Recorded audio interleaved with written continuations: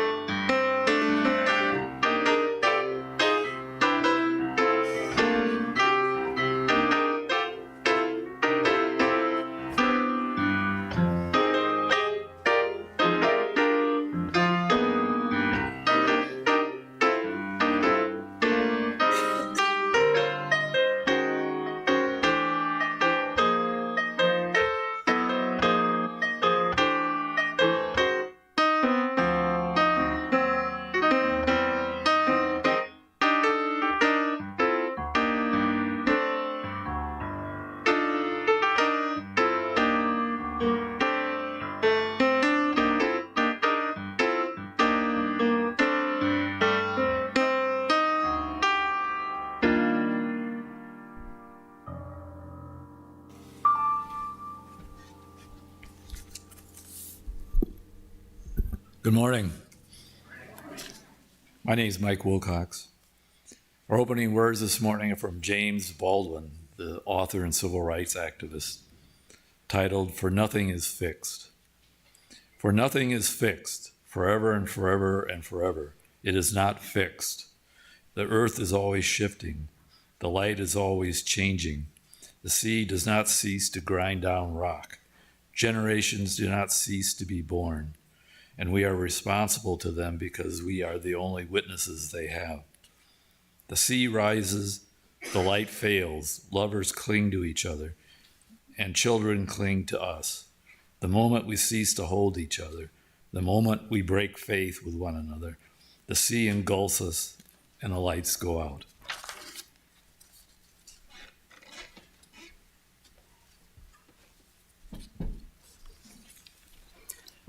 As Mike lights our chalice, let's all recite our chalice lighting words.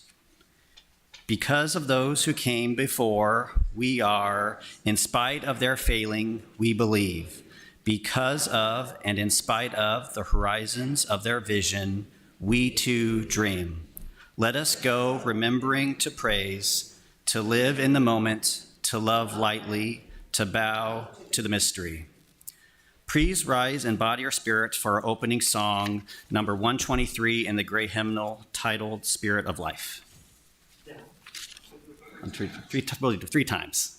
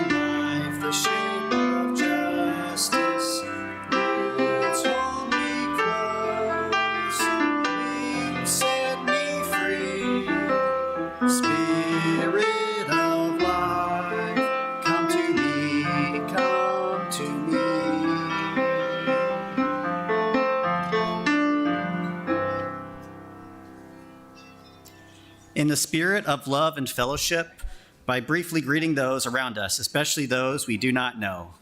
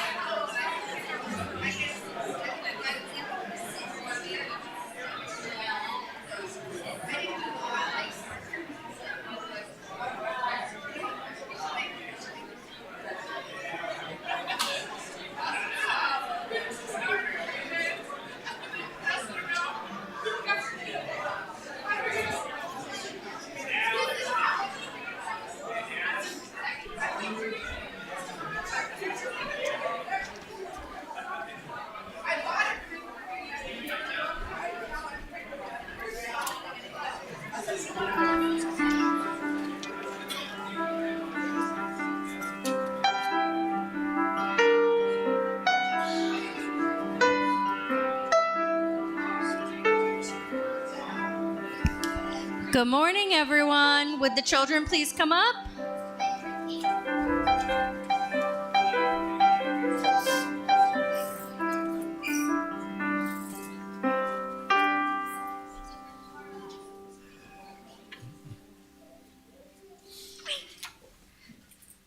Well, as Ezra just said, does anybody else know what this is?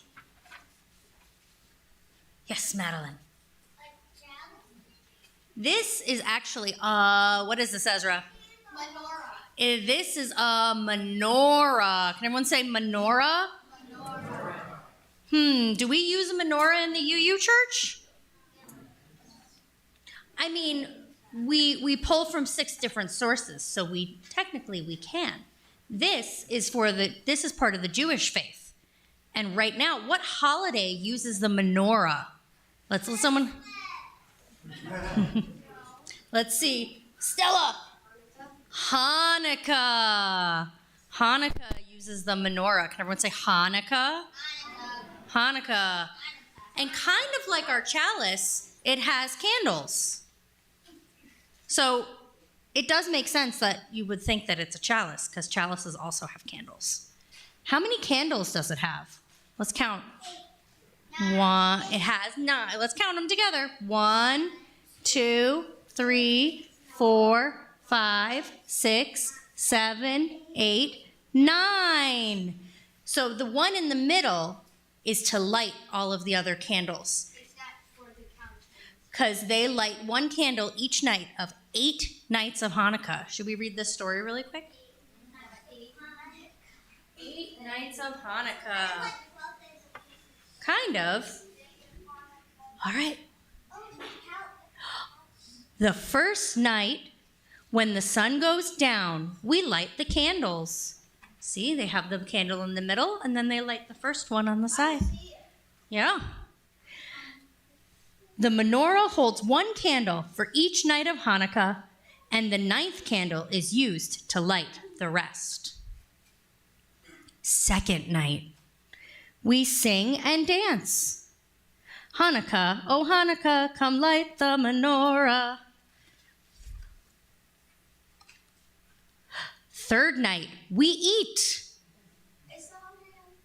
It is the hungry caterpillar. That's where we got the potato. Latkes are potato pancakes fried in oil. I just made some potato pancakes, and we will have them downstairs. Fourth night, we open gifts. Oh, let's listen, friends. What do we do on the 4th night? We open gifts. Children usually get 1 little gift for every night of Hanukkah. So like on Christmas, you get a bunch of presents, but on Hanukkah, you get 1 present every night. 5th night, we play with dreidels. See, a dreidel is like a little top, and it spins. And there's a game that you get a certain amount of coins. Yup, that's the dreidel song. Each side of the dreidel has a different letter, a different Hebrew letter. Nun, Gimel, Hey, and Shin. 6th night, we eat again. Yay! You do always eat. You have to eat to stay alive. Oh, and they have donuts that are fried in oil. Yeah, because he's been eating the latkes and the donuts. Oh, the 7th night, we celebrate with family and friends. Kaylee, if you sit over there, you can see. Holidays are best with the whole Does anybody know how to say that word? Because I do not. It's mishapacha. I am clearly not Jewish, so I don't know how to say these words. Our closest family and friends. And the 8th night, Hanukkah is our festival of lights. Happy Hanukkah. Our ancestors burned oil for much longer than they expected to. 8 whole days. It was a miracle. Are we ready to go downstairs to class? All right, let's go.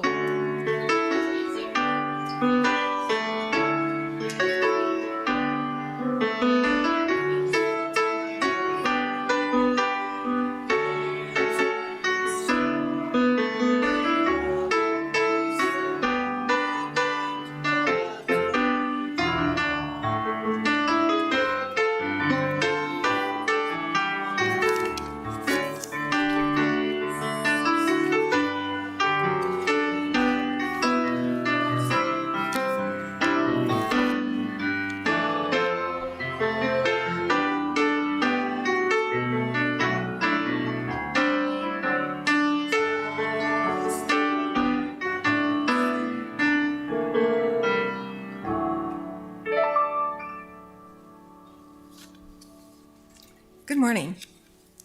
Hi. I'm Barbara Thompson, a member of Pastoral Care Team. As we gather today, we pause to reflect on what lies in our hearts.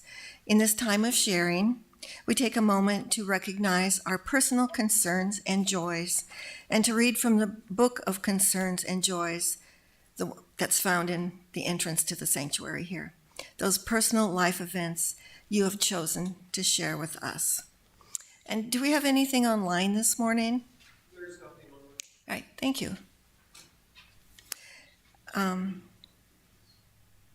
And we didn't have anything that was written that was shared with us in the book. But even though we haven't had anything that was shared with us, we acknowledge each person's concern and joy.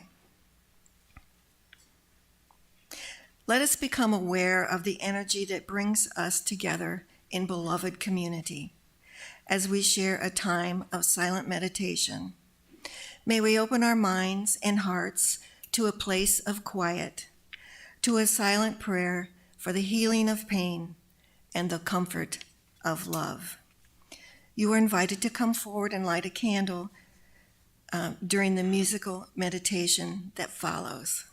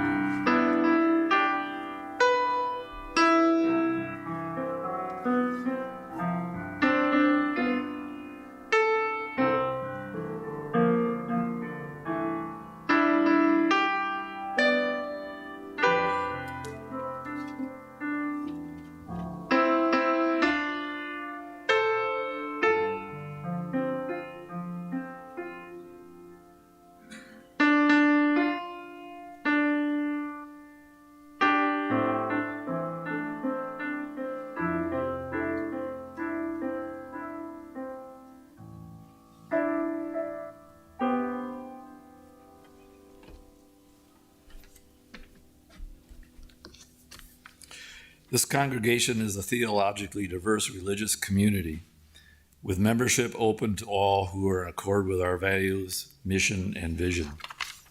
Our congregation is entirely self-governed by the democratic process. One of the privileges of our free church tradition is to provide all the financial support for our many ministries from among ourselves. Generosity, therefore, is one of the spiritual values we recognize to our personal and institutional well-being. This month's plate offering will go towards staff bonuses. We invite you now to participate in the blessing of giving as the ushers come among you to accept the gifts of the congregation. Please be as generous as you can.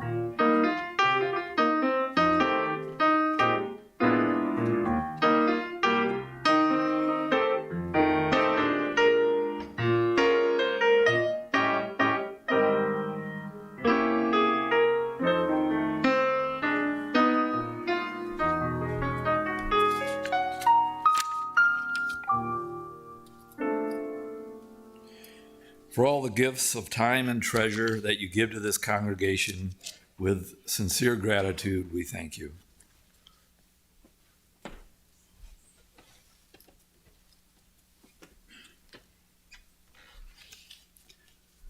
For today's reflection, I decided to give a tribute to an actor I hold very dear to me, as it was a very important part of my growing up, and this is to James Earl Jones. What comes to your mind when you think about the concept of redemption? For me, it was about the iconic space epic Star Wars and this towering black-caped figure known as Darth Vader. The redemption of this character comes from this seemingly remorseless tyrant coming back to the good side after saving his discovered son, the heroic Luke Skywalker. But why is the voice of James Earl Jones so iconic to this great character? If any of you have maybe seen Mel Brooks, who is known for Young Frankenstein, among others, the parody Spaceballs, the standing actor for Darth Vader, who they didn't have a voice actor, actually sounded something more like Rick Moranis. If you look up video footage of him on YouTube, you'd be surprised what the original actor sounded like. It was James Earl's deep baritone that ultimately came out in the final production during the 1977 release of Star Wars. And it was only 2.5 hours in a recording studio for $7,000 that he earned for that role. What more to know about the man behind the mask? James Earl Jones was born on January 17th, 1931 in Arcabotla, Mississippi, about 40 minutes or so south of Memphis. He had a recurring stutter throughout most of his childhood that he learned to cover with his deep baritone voice. He also had roles poking fun with Robin Williams as a stuttering salesman, Reuben, in 2014's The Angriest Man in Brooklyn. Jones was also a pre-med major in college and had served in the Korean War as an Army officer before making his first Broadway debut. That role was a valet Parker in 1957 for the play Sunrise at Campobello, based on Franklin Delano Roosevelt's struggle with polio. Jones later had major roles in Shakespeare productions such as Othello, Hamlet, and King Lear. And other Broadway performances under his belt also include Cat on a Hot Tin Roof and Driving Miss Daisy, among others. When James Earl Jones got to the silver screen, his first major debut was in 1964 in Stanley Kubrick's Dr. Strangelove. As Lieutenant Lothar Zog, he informed Major Kong, bomb doors still negative function, before the iconic bomb drop scene. A slew of other roles include Admiral Greer in the Jack Ryan films, including Hunt for the Red October in 1990, the Jim Jones-esque leader Thulsa Doom in Conan the Barbarian with, as I mean, Arnold Schwarzenegger, and also Terrence Mann in The Field of Dreams, which I'm going to give a monologue at the closing of this speech. And also he was a baseball collector in the movie Sandlot from the 90s. James Earl Jones's major achievements, along with serving as one of the greatest Cape antagonists in cinema history, includes obtaining the EGO acronym, which is for Emmy, Grammy, Oscar, and Tony. This puts him alongside singer Harry Belafonte, who provided our energetic hymn, Turn the World Around, which we sometimes play.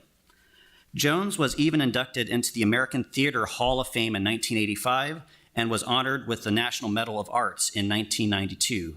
The Kennedy Center Honor in 2002, the Screen Actors Guild Life Achievement Award in 2009, and the Academy Honorary Award in 2011. So the concept of redemption, which I brought up earlier, is something that I learned from James Earl Jones' performance of the villain turned to a former hero. This happened in the 6th episode of the original trilogy, Return of the Jedi, and brings the menacing Darth Vader back from the former self of Anakin Skywalker. His son Luke saw the good in him, and he saved his son, and ultimately himself, from complete and utter darkness. Another iconic performance that really caught my attention is that speech of Terrence Mann in The Field of Dreams. If you haven't seen it, I would encourage you to look it up on YouTube. In conclusion, James Earl Jones noted the responsibility we carry to each other as he described as his role in Mufasa in The Lion King. One day, Simba, the sun will set on my time here and will rise with you as the new king. And so this, for the sake of copyright laws, I want to describe this very good role from the monologue of Field of Dreams. James Earl Jones is Terrence Mann. Ray, people will come, Ray. They'll come to Iowa for reasons they can't even fathom. They'll turn into your driveway, not knowing for sure why they're doing it. They'll arrive at your door, as innocent as children, longing for the past. Of course, we won't mind if you look around. You'll say, it's only 20 people, $20 per person, and they pass over the money without even thinking about it. Whereas money they have and peace they lack, and they'll walk off to the bleachers and sit in their short sleeves on a perfect afternoon. And they find that they have reserved seats somewhere along the baselines where they sat when they were children and cheer their heroes. And they'll watch the game, and it'll be as if they dip themselves in magic waters. The memories will be so thick, they'll have to brush them away from their faces. People will come, Ray. The one constant through all the years, Ray, has been baseball. America has rolled by like an army of steamrollers. It's been erased like a blackboard, rebuilt and erased again. But baseball has marked the time. This field, this game is a part of our past. Ray, it reminds us of all that once was good and that could be again. Oh, people will come, Ray. People most definitely will come.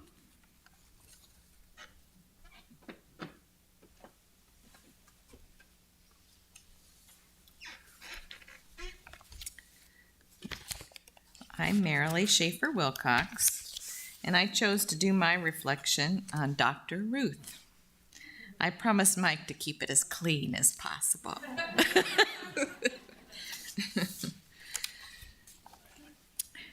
Dr. Ruth was Jewish, but she had UU principles. She was best known for her years on radio and TV as a sex therapist. She used her influence to speak out against social justice. social injustice. She was critical of discrimination and advocated for the marginalized communities. She had a strong belief in human connection, empathy, and understanding of differences. She often spoke openly about LGBTQ rights and the AIDS crisis, stereotypes, and prejudices. Carola Ruth Siegel Westheimer, best known as Dr. Ruth, was born June 4th, 1928, in Westenfeld, Germany. She died July 12th, 2024, in New York City at the age of 96. Carola Ruth was the only child of Orthodox Jewish parents. They were living in Frankfurt, Germany prior to World War II. She was 10 years old when her father was taken away by the Nazis in November of 1938. Her grandmother was not able to travel, so her mother stayed with her in Frankfurt. In order to save Carola Ruth in 1939, her mother put her on a train headed to Switzerland. She was taken by the Kinder Sport rescue effort that rescued around 10,000 children, mostly Jewish children from Germany, Austria, and Czechoslovakia. During the war, many of the children went to England, but Carola Ruth and a few hundred children went to Switzerland. She never saw her mother, father, or grandmother again.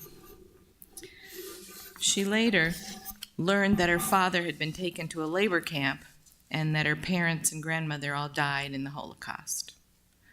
Carola Ruth lived in Meden, Switzerland at a Jewish charity-run orphanage for 6 years. Girls at the orphanage were not allowed to attend school, but the boys could. So one of the boys loaned Carola Ruth his books so she could secretly continue her education. After the war in 1945, Carola Ruth Siegel changed her name to just Ruth Siegel when she immigrated to the British-controlled Mandatory Palestine. She lived in Jerusalem and studied early childhood education. She joined the military organization called Haganah, which defended the Jewish settlements prior to Israel becoming a state in 1948. Ruth was a scout and a sniper for this organization. On her 20th birthday, she was wounded by a bomb exploding in her neighborhood, and the two girls standing next to her were killed. In 1950, at the age of 22, Ruth married David Barheim, an Israeli soldier. They moved to Paris, where her husband had been admitted to study medicine. She studied psychology at the University of Paris under Jean Paget, a well-known child psychologist. She earned a college degree and taught kindergarten. After 5 years, she and David divorced. He quit school and went back to Israel, and she continued her studies in Paris. In 1956, she met her second husband, Dan Bomer. The two of them moved to Manhattan, New York. She and Dan had a daughter, Miriam. After 1 year, she divorced him too.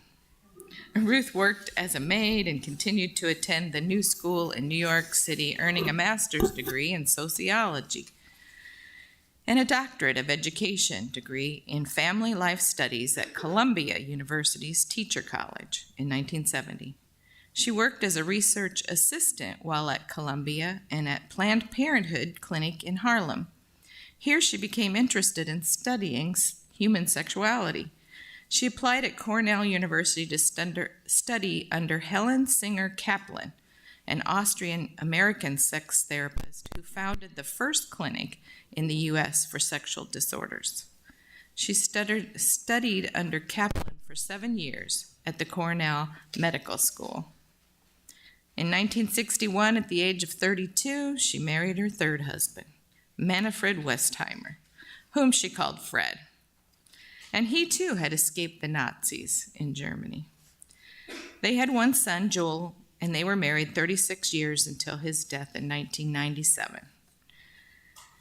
In 1965, she became a U.S. citizen. She regained her German citizenship in 2007 that she had lost during Nazi rule.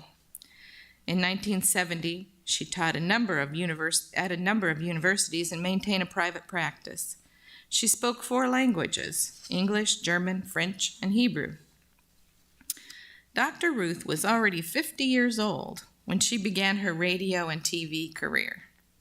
In 1980, she started her radio show entitled Sexually Speaking.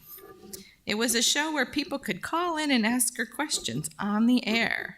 It became a national syndicated show in 1984 and continued on the air until 1990. In 1985, she started her TV show, The Dr. Ruth Show, where she delivered serious advice with a sense of humor. Her show was averaging 450,000 viewers. And she went on to guest star on a number of TV shows, appearing on the cover of magazines, making commercials, winning numerous media and literary awards, delivering many university commencement speeches, and writing 45 books. She had 2 children, Dr. Miriam Westheimer, an educator, author, and chief program officer for Hippie International, which develops early childhood education and literacy programs, and Joel Westheimer, a professor at the University of Ottawa in Canada. She has 4 grandchildren. Rhonda Gerlich with the New York Times interviewed Dr. Ruth many times and wrote that Dr. Ruth's office is filled with pictures of family and dignitaries. She had several photos of herself smiling through goggles on various international mountains. Turned out she was an avid and accomplished skier. That was a surprise, as she didn't seem like the type. But that was the point with Dr. Ruth. She posed a perpetual contradiction. Her form never matched her content. She was a tiny woman. She was like 4'9", I think. And with an old-fashioned bouffant hairdo, a high-pitched voice, a distinctive old-world accent, and a grandmotherly demeanor. She was the last person you'd expect to hear talking about taboo subjects or slaloming down the Alps. But sexual literacy was her field, and she dispensed learned, serious advice to the general public for over 40 years. In dozens of books, articles, her wildly popular radio and TV shows, end quote.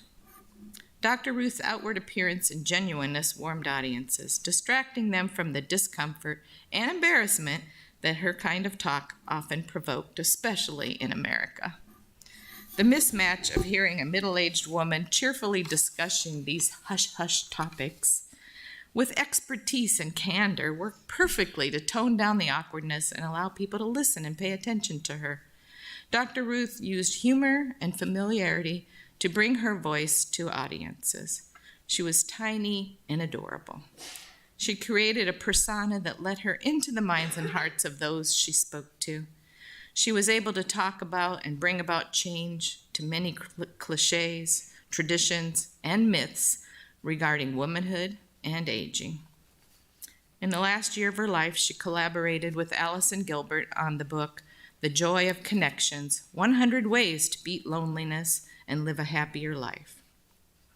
It was published after her death in September 2024. And Miss Gilbert says, the secret to her success is that she was always approachable. She's always been welcoming. She's always made people feel like their needs and questions were valuable, end quote. In her book, Dr. Ruth would say that loneliness is curable, and you have the power. You have the agency to do what it takes to build meaningful, worthwhile, fulfilling relationships. Dr. Ruth often claimed that she didn't talk politics, but she felt that she must stand up for what is right. I remember listening to Dr. Ruth in the 80s as a young wife. I had been raised in a very religious home, and the topics she discussed were never said out loud and were very discouraged in my family. Her candor helped me realize that enjoying intimacy was not a sin. She was quite a character and very frank with her answers of all kinds of questions. I watched as she went on to become a cultural figure advocating for frank, open discussions of difficult subjects that were often controversial. She spoke openly about the need for sex education, AIDS awareness, gay rights, women's health research, pregnancy care, birth control, working women, women entrepreneurs, positive attitudes about intimacy, loving relationships, human connections, social justice, combating loneliness, and supports for mental illness. She lent her popularity and voice to bring awareness to many taboo subjects. We need more like Dr. Ruth. She is a voice that will surely be missed.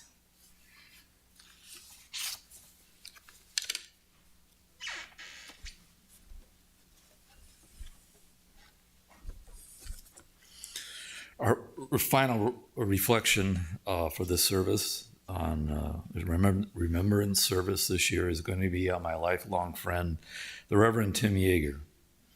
His story is an interesting one, unlike most others, and I am grateful having come to know him in 1978.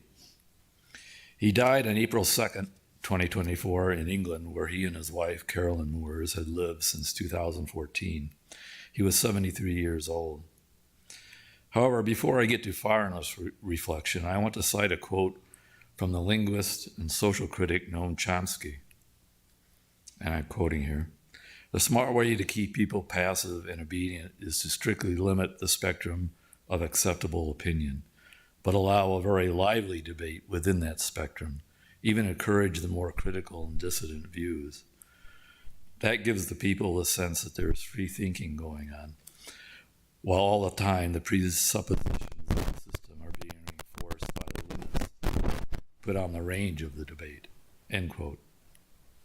Tim was one who burst through that limited spectrum of opinion and made one think in different ways, to see things differently.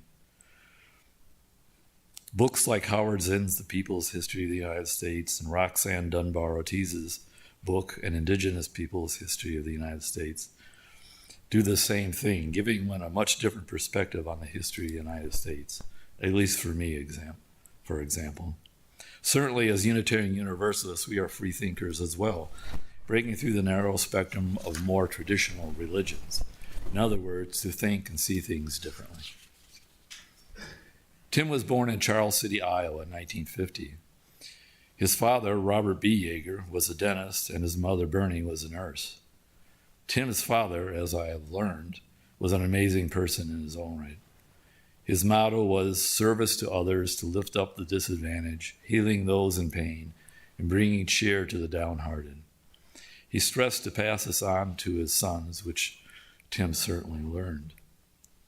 His father's main mission in life was setting up 200 dental and medical clinics in the Mexican regions Durango and Chihuahua. He was very involved with the Lions Club and was one of the founders of the Lions Eye Bank of Iowa. He was commended for his work at the time by Iowa Governor Robert Ray and by President Nixon. Tim attended college at the University of Iowa during the time of the Vietnam War and was actively involved in the protest movement in Iowa City. After graduating with a degree in Russian and history, he worked for a while in an auto factory and was elected shop steward. During this time, he joined the Communist Party and was an organizer for the party in Iowa. He then attended law school at the University of Iowa and graduated in 1977. He then joined Help Legal Assistance here in Davenport, initially as a VISTA volunteer to begin his law practice. A VISTA is Volunteer in Service to America, the domestic equivalent of the Peace Corps. Then in 1978, he was hired to work in the Clinton County Legal Aid Office. I met him there as a VISTA volunteer myself, doing community legal education events and other duties as assigned. He was my supervisor there for 1 year. The next 3 to 4 years were some of the most interesting and memorable of my life. During this time, the Reverend Gil Dawes was a minister of the Methodist Church in Comanche, Iowa. This is notable because he preached liberation theology, and the congregation there became active in many progressive causes. Many years later, Reverend Dawes mentored Tim during his study to become an Episcopal minister. Tim was a labor historian, and one of the topics he focused on was the Haymarket Square Massacre in Chicago in May of 1886. Union and working people were advocating for an 8-hour workday. It is notable because some people were shocked, including a police officer, and some of the organizers and speakers were put in jail, and eventually some were executed, including Albert Parsons and August Spies. The rest were later pardoned in 1893 by the governor of Illinois, John Altgeld. The Haymarket incident led to May Day celebrations across the world, but not in the United States. I bring this up because Tim organized and led a bus tour back then with the aforementioned Methodist Church, and we went to the headstone where Parsons, Spies, and others were involved in the Haymarket incident and are buried in the Forest Park, Illinois cemetery. The headstone is a National Historic Landmark. We also toured parts of Chicago to look at murals and had our dinner at the Greek Islands restaurant. We ate saganaki, the flaming cheese, Greek food, and drank plenty of Roditas wine. There was a real sense of belonging, camaraderie, and fellowship within the group during that time. In 1979, the Clinton corn strike erupted in Clinton between the Clinton Corn Processing Company and the American Federation of Grain Millers Local 600. The union had 700 members, and they voted to strike over what they felt were unsafe working conditions, low wages, and an unwillingness by the company to resolve grievances. Tim, of course, supported the union members and spoke around the state to garner support for the union. He also helped to set up rallies and marches. The strike drew national attention, and many activists came to support the union. The Washington Post also covered the strike. There was a lot of discord in the community, including threats, assaults, and destruction of property. At that time, it was one of the longest-lasting strikes in Iowa, lasting 11 months and ending in June 1980. I attended most of the rallies, marches, and stood on the picket line with the strikers. It was a time where I felt I was getting a real education in labor issues and labor history. It left an indelible mark on me and took me outside that narrow spectrum of debate that I mentioned in the Chomsky quote. And during some research on this section, I found in the Iowa State Historical Society in Iowa City, there was a Tim Yeager papers from 1979 to 1882 that covered the strike through oral interviews, papers, and news clippings. I had not known that before. In 2015, the Clinton Library, in conjunction with Augustana College, initiated an oral history project documenting the strike. They know that Clinton had lost 20% of its population since that time and had among the lowest per capita wages measured against cities of similar sizes in Iowa. So we fast forward many years in which Tim and I stayed in periodic contact.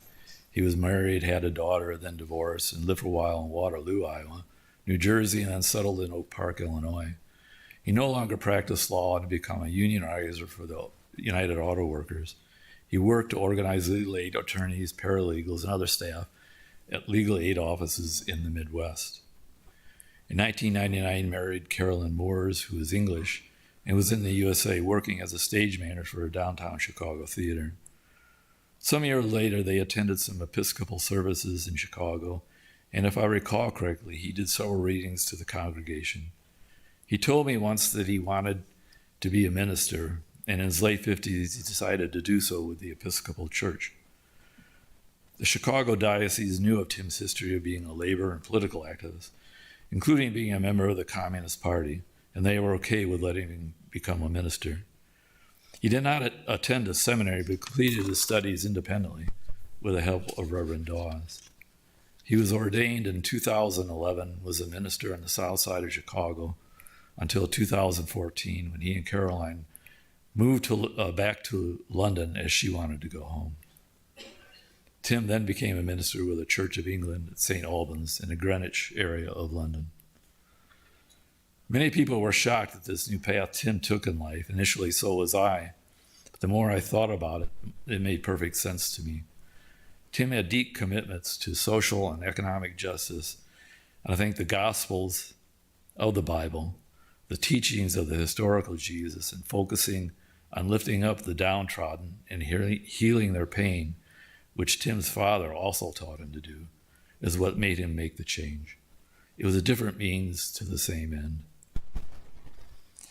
In England, he gave online classes to the community on several occasions. It was a series of classes titled the Galilee courses that were well received. It was a different take on the Gospels than most people would have experienced. I was able to listen to them as they were recorded on Zoom.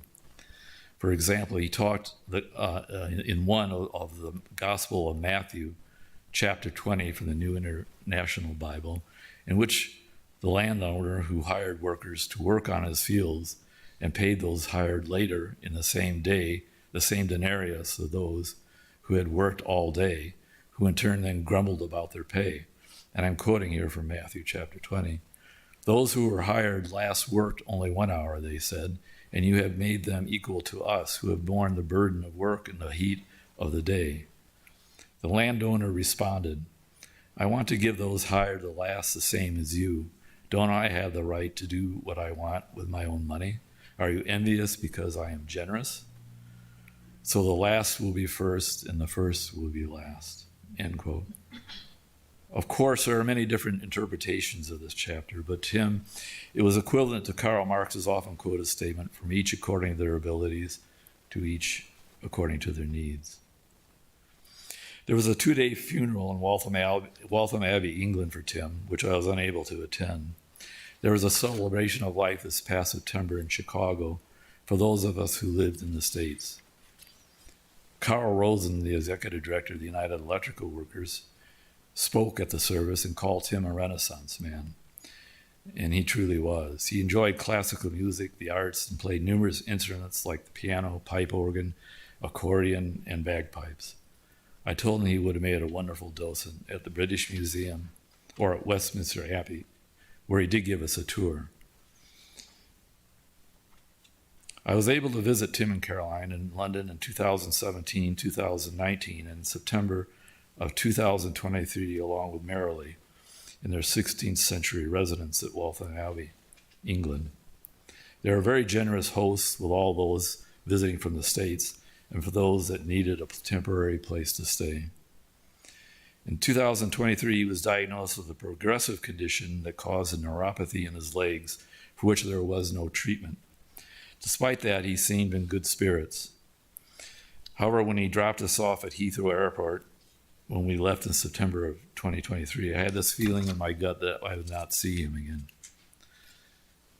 In March of this year, I learned he was diagnosed with mantle cell lymphoma, and shortly after starting treatment, he died.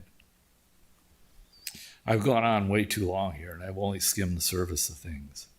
Tim had an easygoing manner that easily drew people into his orbit.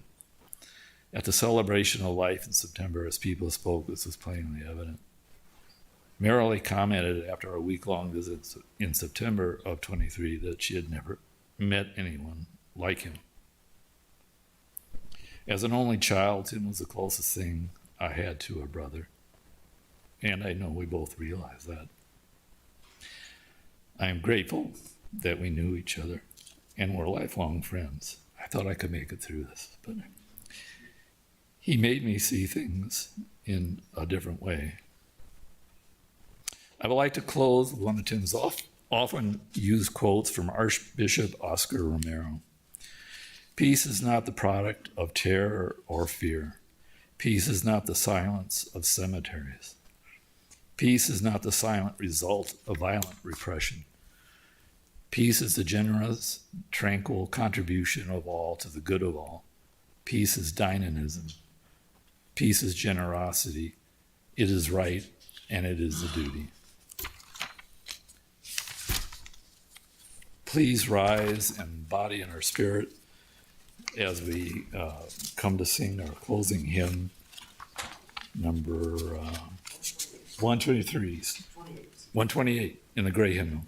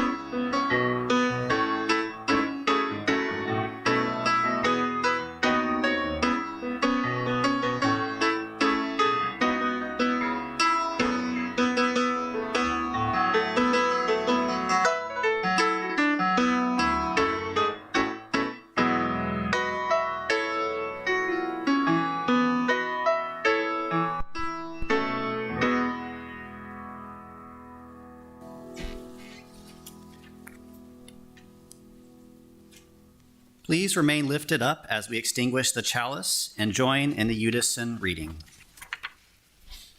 Little flame, light the tender kindling of our souls, and soon a roaring blaze shall be of warmth and love and community. From this little spark, may a flare of passion spread from heart to heart and light our way, sweet Spirit, and light our way. If you have an announcement for a Sunday service, please send it to office@uucqc.org by 12 noon on Thursday before the service. We currently don't have any announcements today that I'm aware of. So. Okay.